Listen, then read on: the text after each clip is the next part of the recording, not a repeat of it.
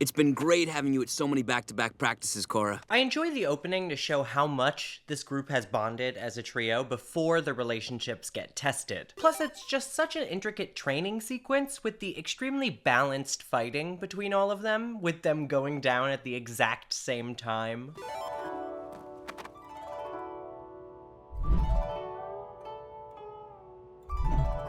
I love how this series chooses to show. They don't really have to overtly state anything, and while yeah, this is extremely obvious, the musical chimes and facial expressions work perfectly to convey all of these complicated dynamics. We're ready! Not quite. You'll need these. And I love this addition to the jingle for Asami's entrance to kind of convey her current role in the group. Oh god, these noodles look so fucking deliciously animated. Maybe I shouldn't write these videos when I'm hungry. It's like grocery shopping. What do you think of Korra in a girlfriend sort of way?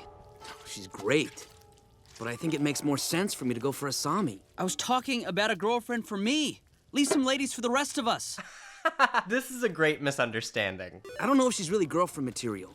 She's more like a pal. Bro, you're nuts. Korra and I are perfect for each other. She's strong, I'm strong. She's fun, I'm fun. She's beautiful, I'm gorgeous. Love that confidence, Bolin. Okay, I don't care what you think. I'm gonna ask Korra out. Look, it just isn't smart to date a teammate, especially during the tournament. Keep your head out of the clouds and your priorities straight. This is actually really solid advice from Mako. To be fair to him, he does try to prevent this entire situation and look out for his younger brother. Yeah, I know. Gah. You know what I'm talking about, Pabu. Talking about real love. Generational line reading. Oh my god, look at this fucking environment. Literal winter wonderland. Not only do they paint the shit out of every single backdrop, but they also do a fantastic and thorough job representing different seasons and weather, and showing the beauty in all of them. The Last Airbender did this really well too. God, I love these shows so much. Love that they're filling a specialized lemur feeding station. Small details like this really make these series special. Well, I'm not interested in Mako or any romantic stuff. Besides, he's all into that prissy, beautiful, elegant, rich girl. I think it's smart to show how Korra views Asami as prissy, as an establishment for their bonding later this season. But let's just pretend for a second I am interested in him. What would I do? Korra asking two little girls what she should do about boys. Girlina is desperate. Ooh, I just read a historical saga where the heroine fell in love with the enemy general's son who was supposed to marry the princess. You should do what she did. Tell me. She rode a dragon into battle and burned down the entire country. Then she jumped into a volcano. It was so romantic. Genuinely deranged answer. I love this bit of characterization for Jinora. She's very studious and a definite bookworm, but she has very vibrant and creative fantasies. No! The best way to win a boy's heart is to brew a love potion of rainbows and sunsets that makes true lovers sprout wings and fly to a magical castle in the sky, where they get married and eat clouds with spoons and use stars as ice cubes in their moonlight punch, forever and ever and ever! Darcy Rose Burns is such a talented actress, and even when she was super young, she was able to read these very long lines very convincingly. She was also really great as Penny Scavo on Desperate Housewives around the exact same time this came out. Years ago, I was in the exact same situation with Tenzin. Daddy was in love with someone else before you? That's right. So what did you do?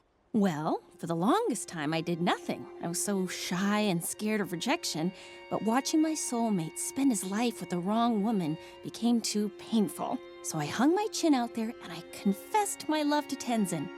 And the rest is history. Pema's advice here gets misinterpreted a lot, especially after we learn that Tenzin left Lin for Pema, but it is actually pretty solid. It's basically to just be honest about your feelings, whether that leads to rejection or not. In Pema's case, her and Tenzin were actually a fantastic match, and he had feelings for her as well, so things worked out. However, the key to the advice here is that you need to pick your moment well and be prepared to hear the answer no, and to not take it too harshly when you do hear it. Yet another breathtaking shot of the arena, as per usual. And their opponents, the Red Sands Rubberoos! Love the detail put into all the other teams in this episode. They're all so specific and such different groups, beginning with this all-woman team. But even so, they all have very unique character designs for their respective elements, and you can even glean aspects of their personality from their expressions. What an explosive opening volley! Both teams quickly recover and unleash a barrage of bending. I am astonished with the level of improvement displayed here by the fire ferret. Amazing how well you can witness their synergy in this first fight, with Mako protecting Korra as soon as she lands, and then her and Bolin delivering a perfect double hit to catch the other waterbender off guard. Can we just appreciate how well each movement is animated here, too? Korra drawing this small water projectile is so different from how Bolin draws up his earth discs. And they show her actually forming the water into its shape before launching it, so not just punches and kicks, as many people say. Territory and are holding nothing back. Nice, Mako. Love the MMA moves being utilized so well in bending fights here. They really kill this newer style of fighting. The Rabaroos are looking for payback, and they go straight after Bolin.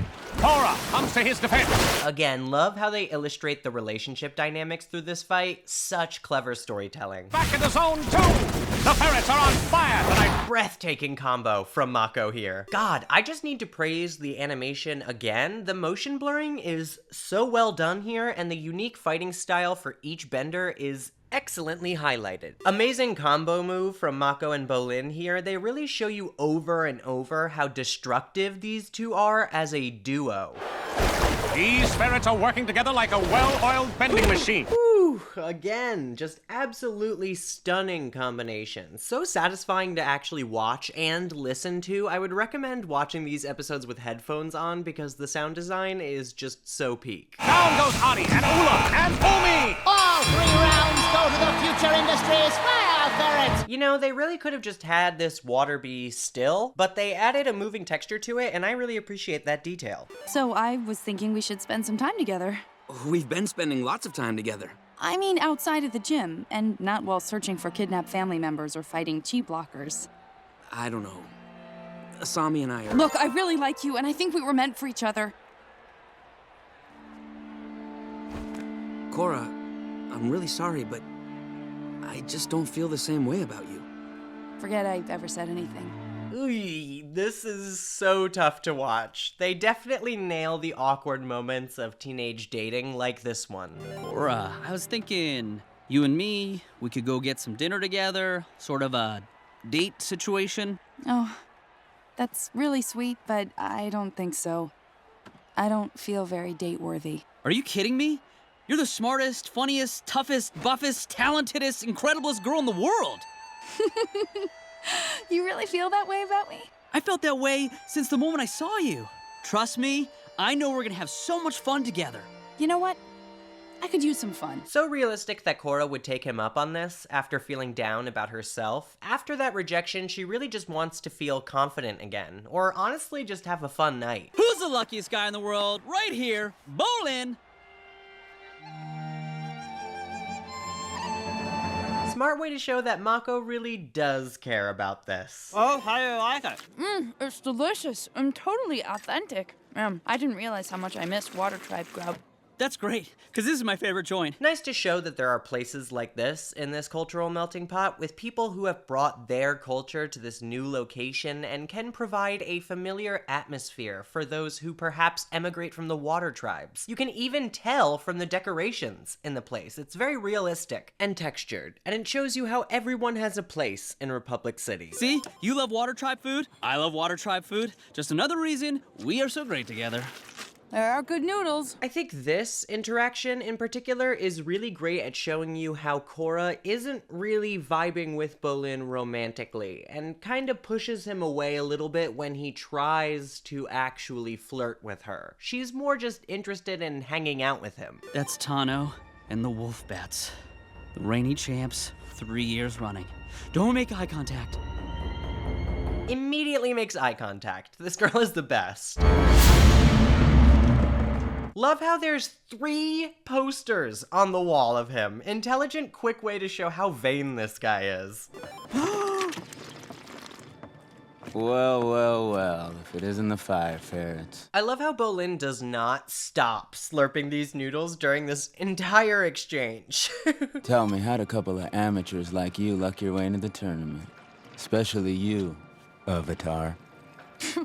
You know, if you'd like to learn how a real pro bends, I could give you some private lessons. Whoa! This is so gross and creepy, but it's also so realistic how this extremely egotistical man can't see anything past Korra being a woman and immediately sexualizes her and downplays her bending skill. Great writing to show what she has to deal with as a female avatar. I mean, we know from The Last Airbender and Katara's journey that sexism is definitely present in the Avatar world. I'll give you the first shot. Korra, don't. He's just trying to bait you. If you hit him, we're out of the tournament.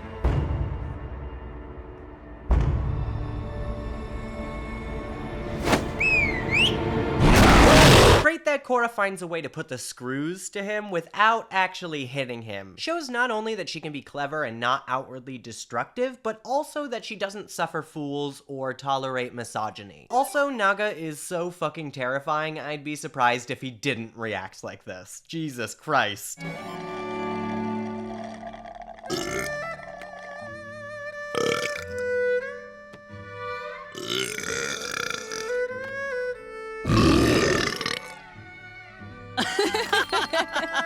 See, I'm these people? Absolutely fucking not. But a good way to show how these two are similar, but more like friends. Wow, I love the installation of this central tower, almost like the Eiffel Tower in Paris. So many beautiful fixtures of this city.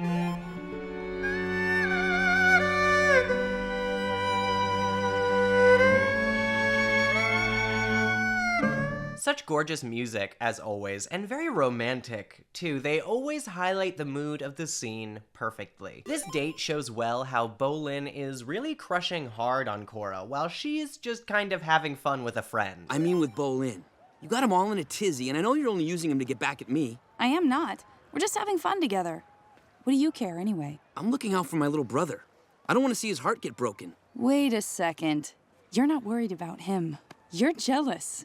You do have feelings for me. What? Jealous?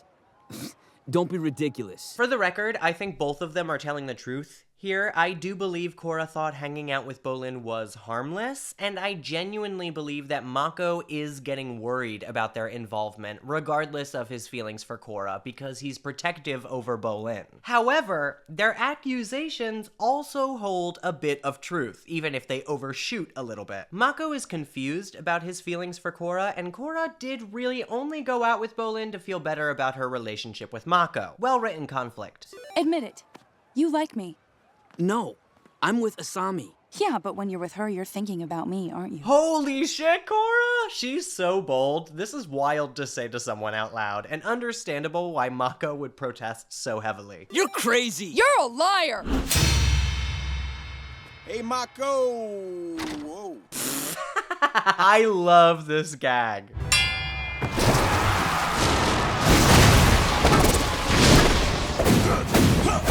Korra dodges and slams right into her teammate. I adore that this is the same move she started the last match with, except this time it's not supported by Mako, as he was likely trying to distance himself from her. Wow, love this string of movements from Bolin, like a ballet dancer. Bolin lets fly a flurry of attacks. He's a one-man bending battalion.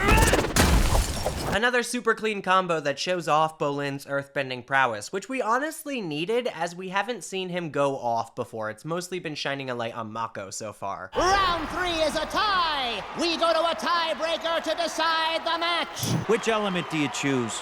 I got this. I know you usually handle these, but frankly, your head's not in the game. I'm gonna take this one. We choose Earth. Looks like the Earthbenders will collide in the tiebreaker face-off. Love how they handle tiebreakers, especially with this special stage for one specific element. Once again, pro bending is such a fun sport.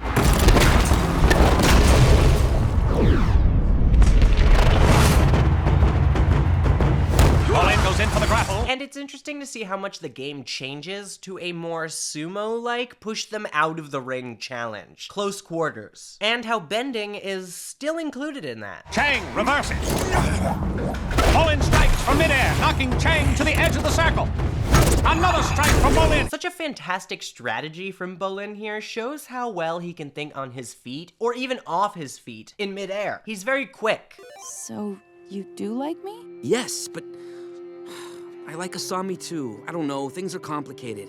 I've been feeling really confused and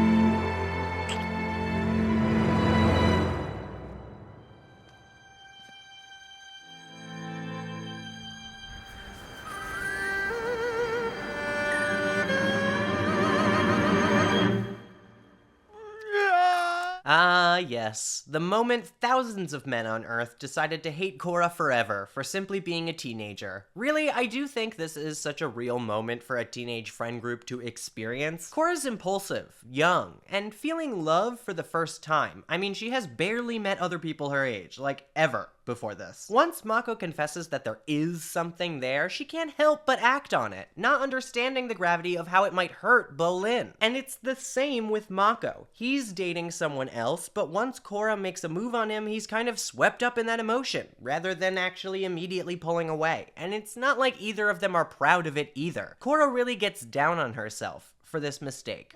Come on. Wake up. Taking you home, bro. I have just realized that this is not snot, and is in fact an actual noodle coming out of his nose. Crazy gag. Don't call me that. You're not my brother. You're a brother betrayer. The only one I can trust anymore is Papa. Love the little joke of Bolin being drunk on noodles. Very well acted by PJ Byrne, and so very funny. All three players are totally out of sync tonight. Oh, that has got to sting.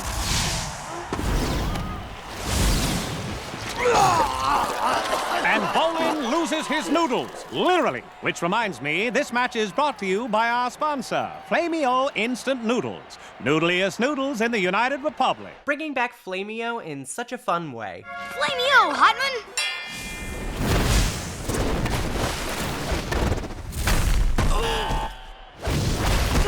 Once again, I love how their fights convey what has happened to their relationships.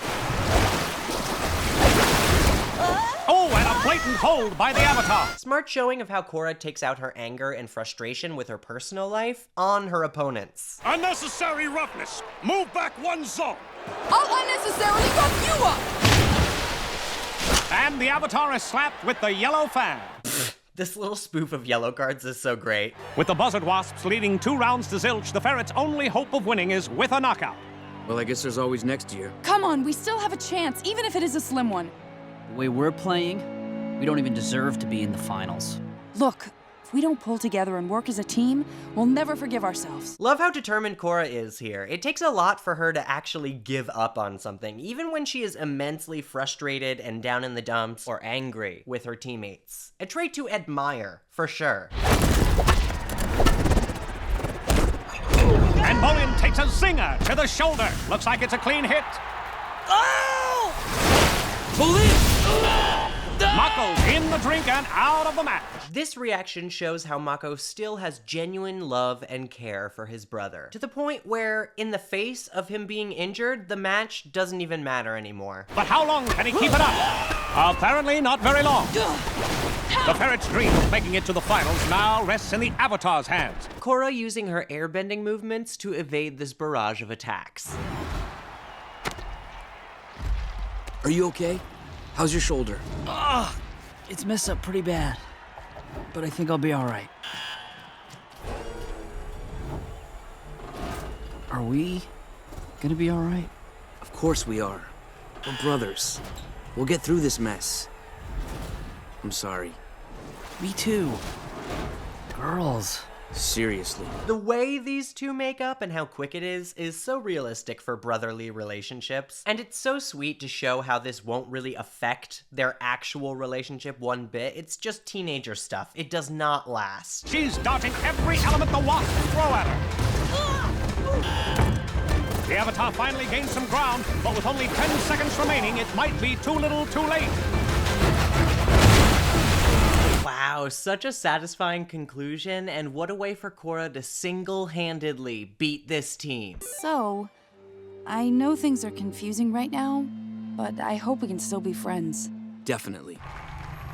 What a comeback, Korra. I've never seen a hat trick like that. Well, thanks. But if it hadn't been for you and your father, we wouldn't have had the chance to play. So thank you. Wow, I love Korra's growth at the end of this episode. She's really learned a lot. She knows that the best thing for this friend group is for her to accept things as they are. She's been honest. She's made her feelings known. But for now, the healthiest thing she can do is respect Mako's choice to be with Asami, and not blame him for it. Or Asami, for that matter, resolving to be friends with both of them. And it shows how, like I said earlier, that is entirely possible, even after making your feelings known. I still think Korra telling Mako in the first place, as awkward as it was the right choice. And people like Mako are capable of still being friends with you, even if the answer was no. Bolin, I'm sorry I hurt your feelings. I didn't mean to let things get so out of hand. I'll be all right. But we had fun together, didn't we? I had a great time, honestly. You are one of a kind, Bolin. And this apology is extremely heartfelt. She makes sure to reassure Bolin that he is a wonderful man that she values, and that though she only sees them as friends, she will always want him in her life, as he is just a genuine joy to be around. One that Korra really appreciates and loves. Your winners, the Wolfbats! What? How's it over already? With a brutal round 1 knockout, the defending champs secure their spot in the finals. I hope the ferrets know a good doctor because they're gonna need one. I can't believe they managed to make this ending so foreboding for this tournament arc without Amon in it at all. Just the guys being carried away on stretchers, the swiftness of the match, the music, it's all very nerve-wracking and builds tension well for the next episode, which is a pulse pounder, let me tell ya.